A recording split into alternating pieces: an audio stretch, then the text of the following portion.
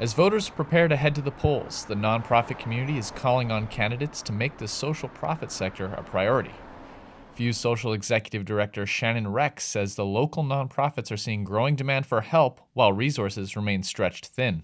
Organizations have increased complexity of client needs, they've got increased caseloads, and all of that is resulting in a sector that's trying to sustain program and service development with less available resources. She says stability and planning are key, and the next council can help by committing to consistent long-term funding. We need a council that understands that organizations need to have a safety net. We need reserve funds to be able to operate effectively, to have that sustainability and stability for sector employees and for programs and services so that they're less at risk when there are unexpected funding changes, things like that.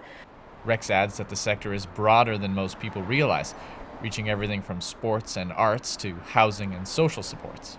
The social profit sector is really diverse, and we're sometimes refer to it as a sector of sectors. If you don't need some of those services today, you might be in a position where you or a loved one or a neighbor or a colleague needs some of these critical supports down the road, and I think people don't realize how many community members are accessing these supports for the first time.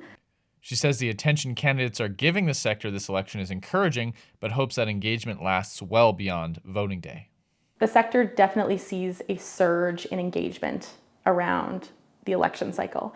So there's so many candidates running this year, and I've heard from so many of our partners around how many people are reaching out wanting to understand the needs of the sector, and which is fantastic. We're really excited to see people take that much of an interest in the work that's happening in community.